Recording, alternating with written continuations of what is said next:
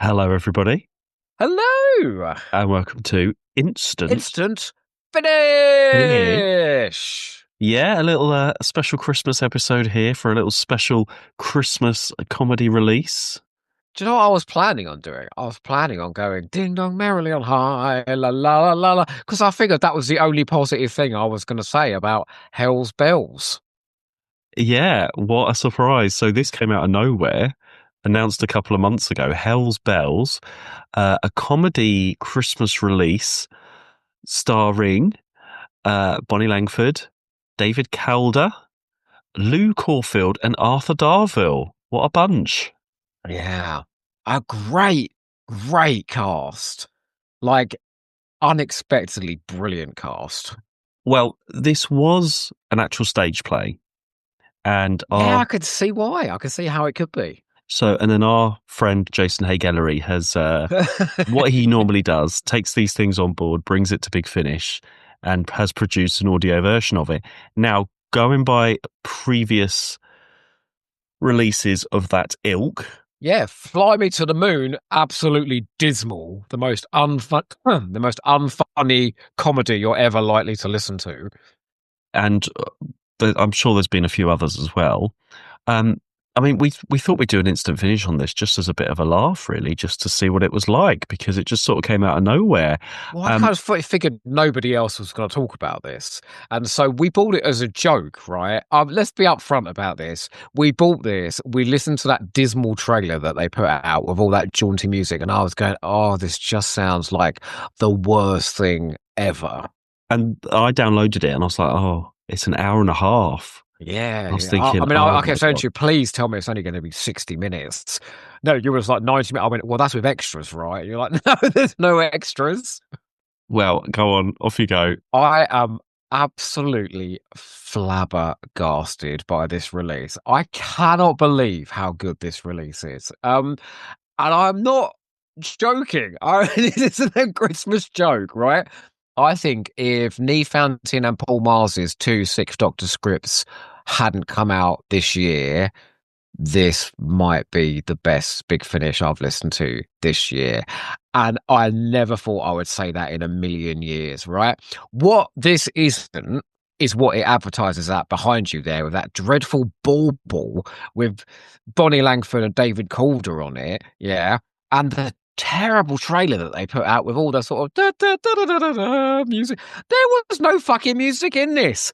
What it is, it's a brutal, seriously raw, dramatic drama. It's not even a comedy. There's jokes in it, but this is a drama about the fallacy of Christmas, about how families come together at Christmas and they slap on a smile and try and pretend that they're not dysfunctional and where that sort of resentment brews amongst all the tinsel and all the turkey. And and this family that have had the year from hell all come together, the four characters, the mum, the dad, the daughter, and the daughter's fiance, was it husband? And they've all got secrets and they've all had a shitty year and they're all coming together to pretend and have a jolly Christmas. And basically, all of their dynamics just explode. And through a series of incredible monologues, like absolutely, I do want to talk about those, and like incisive, witty jokes. It tears apart the normal twee saccharine Christmas special and sort of shows you what festers underneath once all the decorations and the presents have been and it's just a family in crisis. Man, it was incredible. As it was a play, it works perfect for audio. It is four characters pretty much in a room the whole time.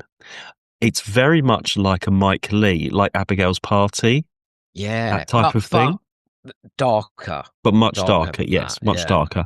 And don't be fooled that Bonnie Langford's in this, because I was going into it thinking, okay, it's Bonnie Langford. She's just going to sound like Mel. In my mind, it's just going to be Mel.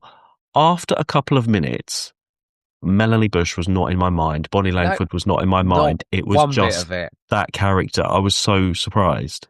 Can I say I want to make a really great comparison. There's an episode of Buffy called The Body where a character called Anya gives an amazing speech about grief and not understanding it, right? And there's a moment at the end of this where Bonnie's character has a complete meltdown, and she's given like a 2 or 3 minute monologue where she has to talk about how she inadvertently murdered a child in a hospital the previous year. It is some of the best acting I've heard come out of Big Finish in decades. Like I had the hairs on my arms were up listening to her. She was so it was so like delicately judged that she's a serious dramatic actress these days. And doesn't this just show what a waste in RTD2, man? What a waste. She's capable of proper dramatic acting. I mean, I was really surprised the tone of it, actually. I didn't know it would be like that. I thought it would be silly, like Fly Me to the Moon. And it's just not, is it? It's like, What's fabulous is they've all got one secret, right? And I'm gonna be a bit spoilery, and I don't care. She accidentally killed a child in her job and hasn't worked for a year.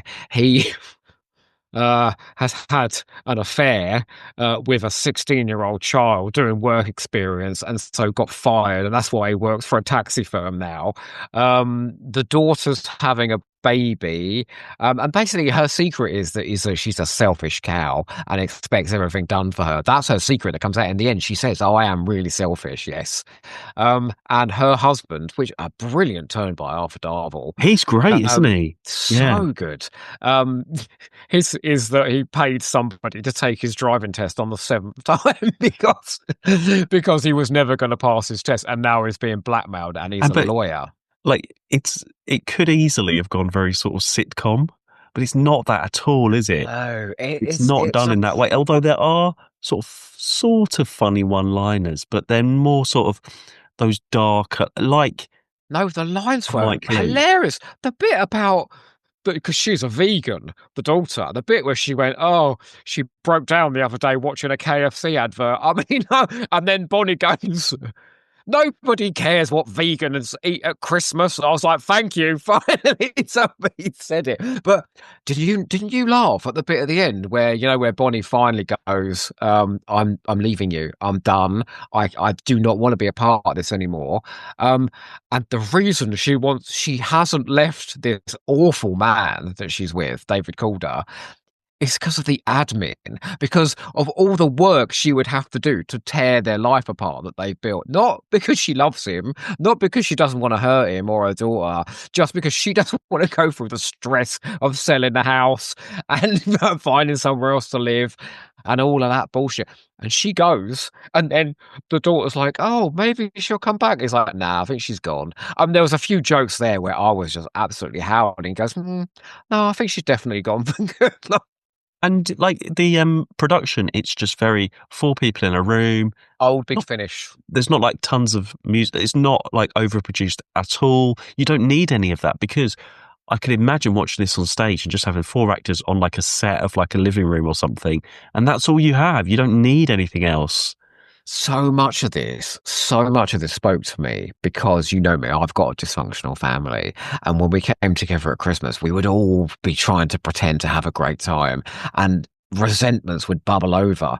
As it started playing out, I was getting so sort of uncomfortable, going, "Oh God, this is so authentic." But because it was just so beautifully acted, I just can't complain about it. I mean, there was a bit where the dad fakes a medical emergency just to get out of having an awkward conversation. My sister used to do that. My sister faked a heart attack at my brother's wedding because she wasn't the center of attention. Like, this stuff is so real. Oh, just brilliant. Absolutely brilliant. And I'm ag- agog at how good it was because I really did go in expecting this. Mhm. I mean, the best thing that came out of this was when they were pretending everything was okay, they were just falling apart. Yeah, when they finally got to be scathingly honest with each other, that's when they started to communicate, and that's when things started moving, and that's when decisions started being made. Yeah, I just suppose the only criticism maybe it's an hour and a half. Maybe it's a little bit too long. And after like I didn't one feel lot it. of, I like you didn't said, feel they all it. sort of have a bit of a monologue and they're all a bit, sometimes it's very shouty again and again and again. Maybe for me, it might have got just a little bit repetitive in that way. But that's the only criticism, really. Yeah, just like so much of Big Finish, yeah, is I'm so sorry. I know you love it all, but it's so vacuous and without substance, yeah. What have we listened to like that unit set? I mean, there's just nothing to it at all. You blow it and it would be down the street, you know? This was it had none of the cinematic music, it had none of the set pieces, but it was so packed with substance and so packed with just real people. This shat all over, I'm gonna say it, the war between the land and the sea. Boring fucking politics coming out of the Millennium Stadium. Well, they're not really, you can't really compare the two Of like course for I like. can. They both came out over Christmas. They both feature Doctor Who actors. But I don't know. It moved me. It kind of terrified me a bit. It made me feel very uncomfortable, and it made me laugh. Well, there we go. Wednesday Hay Gallery, you've done it. You've succeeded for the first time. And it is absolutely everything that Fly Me to the Moon isn't. You know, like Fly Me to the Moon was trying to be edgy. This is edgy. Fly Okay, Me to the Moon was trying to be witty. This is witty. can you imagine this script as performed by India Fisher and Sylvester McCoy as the couple?